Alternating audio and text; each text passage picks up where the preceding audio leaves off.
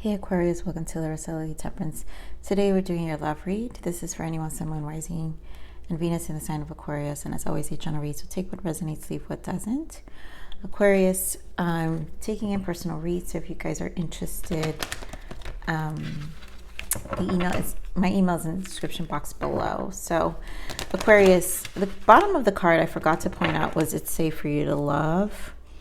And the energy I'm picking up this week, this may be a specific message, but there's a lot of ego involved, and we have two people who are just unwilling to give in. So let's see what this reading to me is going to be kind of like.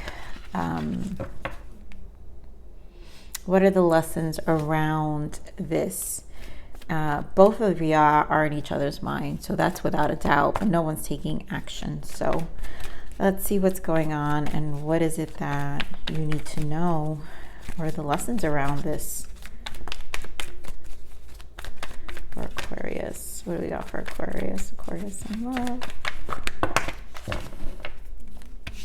How many do I got? I need one more, but I guess I wanted to flip, but stay optimistic about your love life. Again, optimism. Right? It's more of a mindset, I feel, with the two of you, and maybe whatever happened, it's just a time of contemplation. Also, like perspective of the other person's viewpoint. Give me one more, Spirit.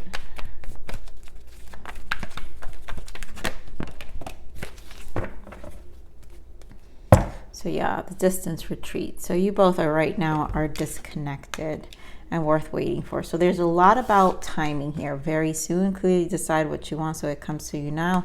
Divine timing is at work in your little life and true love. So you guys really care about each other. To me, there's no doubt that there is a connection here of two people just undergoing differences. Here, and it really is an energy of finding perspective and seeing things much clearer. So let's see what we have. Spirit, give me more on this energy for Aquarius.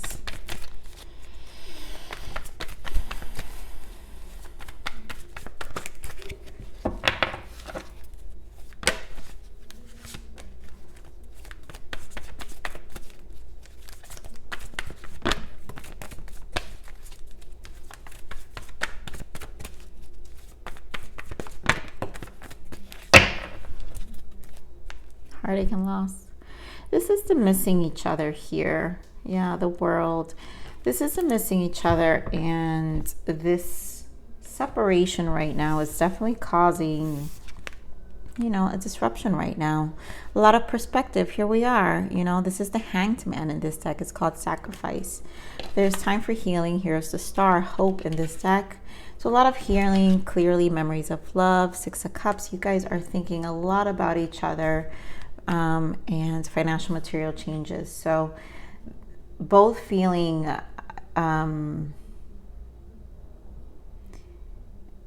just the changes are really affecting you both, just the not seeing each other, all the physical change, the time spent, it's just the currency of time and energy you both gave each other. So there's a lot coming into perspective. To me, these two energies here are to me the most important energies, and this is just a period of just how you guys perceive this in this situation at this current moment. And there's just a lesson here. So give me more on this Hangman, Spirit. Thank you. Nine of Swords. This feels very mutual, and both of you do want to talk, reconcile, meet up, but there's an ego. It's almost like no one wants to surrender or give in. Give me more on this perspective. Too many, Spirit. The Five of Cups, right? Feeling the loss, feeling the missing, not really, no one's happy about this disconnection. Yeah, Three of Swords again. Like we had here in the bottom. So no one's happy right now. Okay, more on the Star.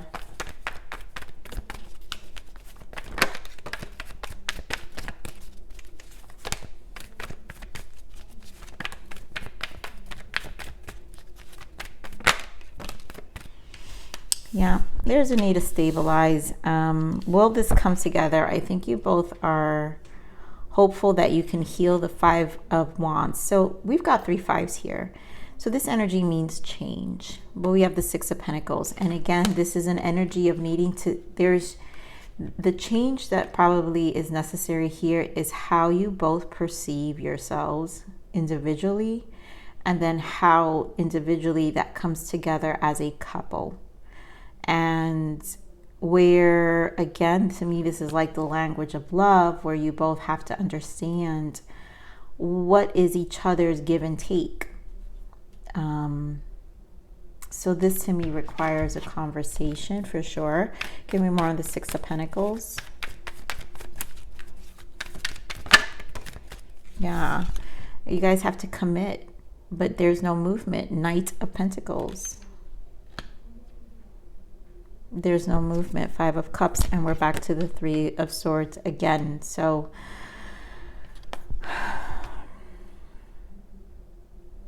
I think what's being revealed too in this space is just the conflict. And right now,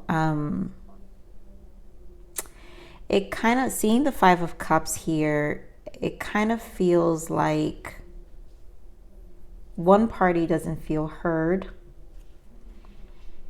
and the other party doesn't feel seen. So let's get this memories of love. Why the Six of Cups? Clearly, yeah. You guys want to come together and talk. Knight of Cups, apologize. There goes the Hanged Man again. Because there's so much like being resolved. The emotions are still here. And the desire to talk and to cope and deal with the Moon, and then the Three of Cups again, to talk about it, to come together, to talk about the emotions of what took place. It actually requires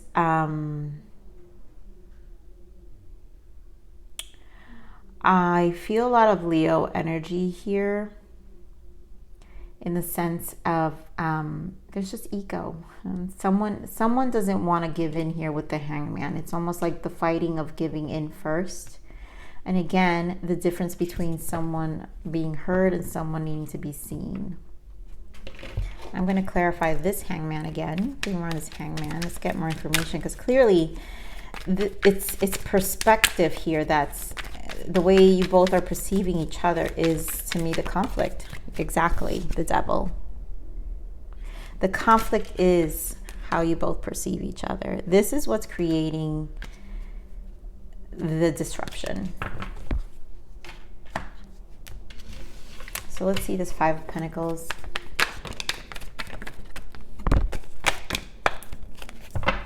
So obviously Eight of Swords in the bottom. This is very self-inflicted. You have Ten of Swords, right? The Magician, Eight of Wands, and the Two of Cups. So you both are just feeling, you know, are missing and betrayed, like abandoned. And the lack of action, that I feel the lack of action from each other's part is being perceived. Again, back to the Hangman, it's just perceived. And so there is a desire for communication. Someone's got to break the silence here for this to come back and for the two of you to unite. Someone's got to break the silence. Let's clarify this Eight of Wands. Exactly, Ten of Cups. In order for you guys to get back together, someone's got to break the silence, because what I'm feeling is that there is really, you know, mutually, there's a desire to talk. There's a desire to reconcile and like come together. But there are things that perception is the conflict to me here. So let's see what the blockages are, Spirit. Let's see some blockages. Yeah, exactly. Bad behaviors, falling back into old habits. These things could come. These are behavior patterns, because bad behavior here, habits are patterns. And so to me, there is a pattern in a way of thinking for a lot of you. And again, there's not enough understanding of what those are. So it's almost like it creates this conflict, And I'm getting this energy of also when the conflict starts and there's the communication, there aren't, someone here is not a good listener, or you both are not good listeners because you're more worried about being heard. You're more worried about the things that you need to say versus listening to what's coming in. And so I feel there's an energy of that for some of you. So let's see what the lessons are here. What are the lessons here, Spirit? What guidance can we give Aquarius around the lessons here of this connection? I mean, clearly you guys have divine timing, so a decision is going to be made here and you guys will reconnect, but someone's got to really surrender here and drop the ego and the pride, you know. Okay, so let's see what we got. So past life soulmate, you have many past lives together. You know, this is where you guys do have, you know, have all these strong, this is a strong energy. Some of you have just been together for a long time if you don't resonate with the past life. So you have reflect, yes. All this is really a time of reflect. We attract soulmates based on the lessons we need for growth. Is this hindering us or supporting you? And I feel like the way, the bad behaviors, whatever the patterns are, is kind of restricting the growth of this relationship. And then we have sacred sexuality. This connection has the potential for sacred tantric alchemy. And that means that's where there's a real connection here, right? So you guys obviously have this mutual love. And, you know, it's one of those things probably for you guys, it's, especially since we're talking about sacred tantric alchemy, which is sacred sexuality, when the fix can sometimes be the sexual chemistry.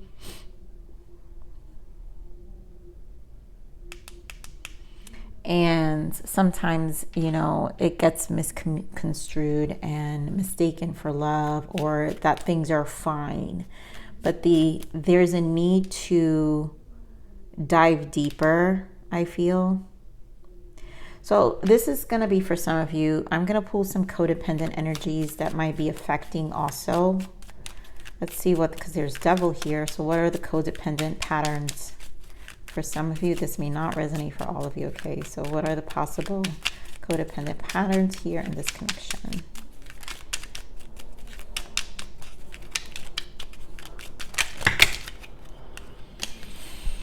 All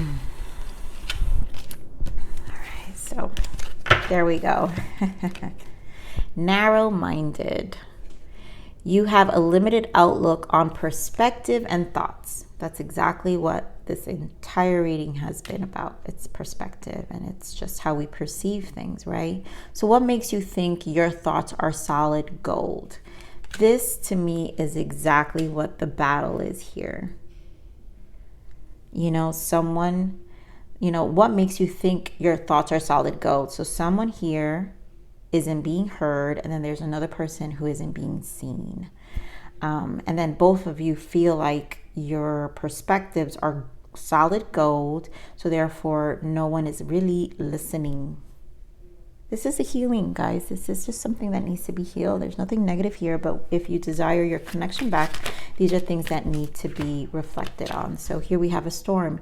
Even through difficulties, you can be rest assured that this storm will pass. Just go with the flow. It will be over soon. And it will, once you guys really start understanding what's really happening here and really take this time to reflect, right? Reflect here. Lessons are based on the lessons we need for growth. This is why we attract, right? So is this hindering or supporting you? So is this hindering the connection or supporting the connection for growth? So let's see, what do we got? Let's get one more guidance for you, Aquarius.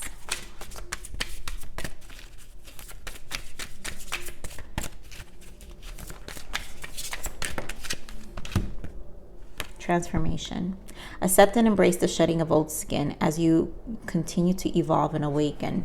And this requires transformation. So all this divine timing is for, you know, the divine is basically allowing you guys to see yourselves and to shed old skin as you continue to evolve and awaken. And so transformation eventually becomes a choice. And whatever is stuck within yourself, it needs to be grown, right? And so in order to continue to evolve and awaken, we have to still shed the old skin, old versions, ways of thinking, our perspective, our thoughts, our habits, you know, old habits. They just kind of need to fall away for things to really continue to evolve and awaken within our soul and within the connection. So I'm going to leave it there, Aquarius. I love you. Please like, share, subscribe. Click that bell button if you enjoyed my frequency. But remember to live always relentlessly and striving aspiration. This is the evolution of your soul, and I'm here to nurture you. Until next message. Bye.